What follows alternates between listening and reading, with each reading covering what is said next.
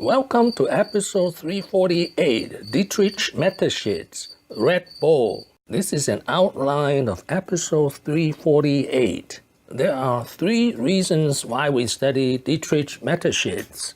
First, he's a marketing genius. He's the father of extreme sports marketing. Second, he's king of energy drink. Third, he's the richest self-made billionaire from Austria. Very little is known about him. I cannot find a single video on him. He rarely grants interviews. And when he did, he said the controversial thing. He's against immigration because he believes most refugees in Europe are not refugees at all. Mateshitz was born in Saint-Marin in Münster in Austria in 1944. It was really a very small village. His parents were of Croatian origin. Both his parents were primary school teachers who divorced when he was a young age. He was not a good student. It took him 10 years to graduate with a degree in marketing from Vienna University of Economics and Business. He spent 10 years completing his degree, and just after graduation, he began working for Unilever. After a few years at Unilever, marketing detergents, he began working at Blendax.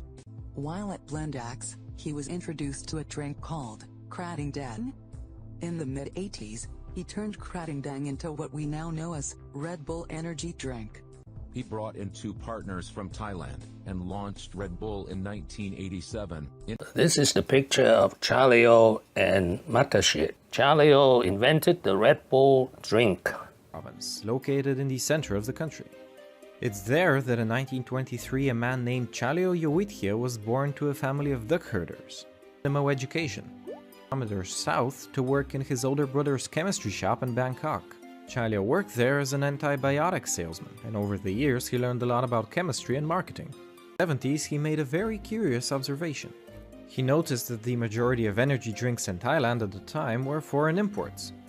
In fact, the most popular one, called Lipovitan D, came from Japan. The wealthy people of Bangkok weren't the ones who would need energy drinks the most. Having come from crippling poverty himself, he knew all too well what it meant to be a low-paid worker pulling tiresome night shifts. The primary ingredient in most energy drinks, including the ones sold in Thailand during the 1970s, is a compound called taurine. Now, taurine is a chemical of huge significance for the human body. It's necessary for the function of your cardiovascular system, skeletal muscles, and central nervous system. How Mateshitz discovered and partnered with Chaleo. There's a man on holiday in Thailand, and his name is Dietrich Mateshitz. And Dietrich, he found that this energy drink helped him with his jet lag because he had some business in Thailand. And he says, wow, that really helps with jet lag. And people told him it's also good for hangovers too. And he says, seriously? And he found out that that was true. And he said, wow, what is this stuff?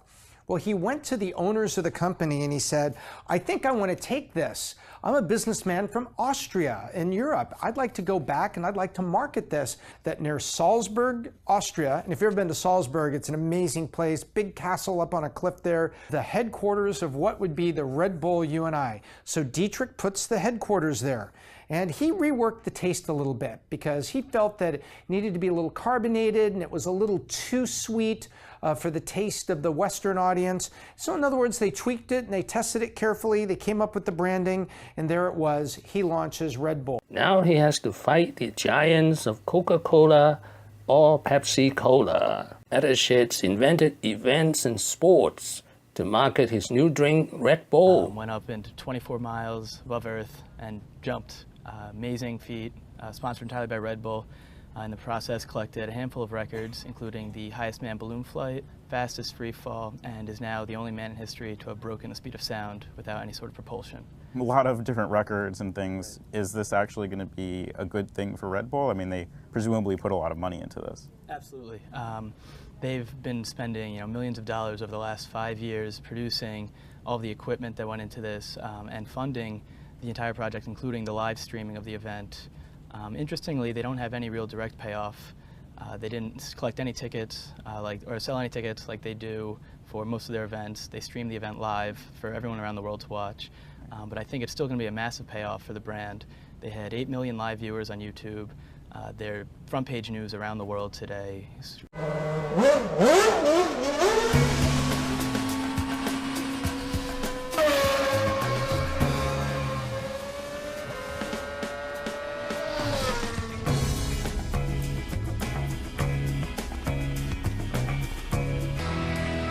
Okay, it's a long way.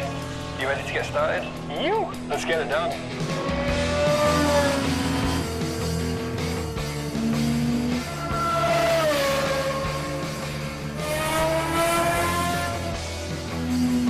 I don't have to pay a toll, right?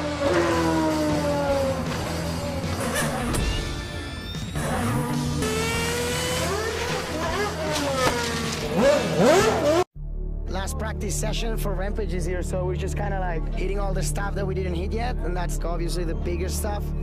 The new Oakley Icon Center has 5 takeoffs and 3 landings. The biggest one of them all, and the one that I'm eyeing up, is called Big Girl, and she's about 60 feet tip to tip.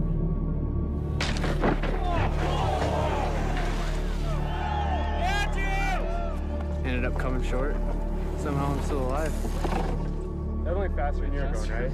Yeah. Got it, Lyle. Yeah, come.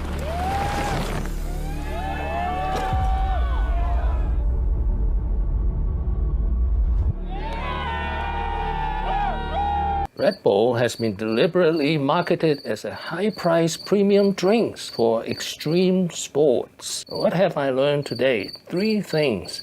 First, how Red Bull was invented as a working-class drink by Chaleo. Second, how Mateshitz discovered Red Bull and partnered with Chaleo.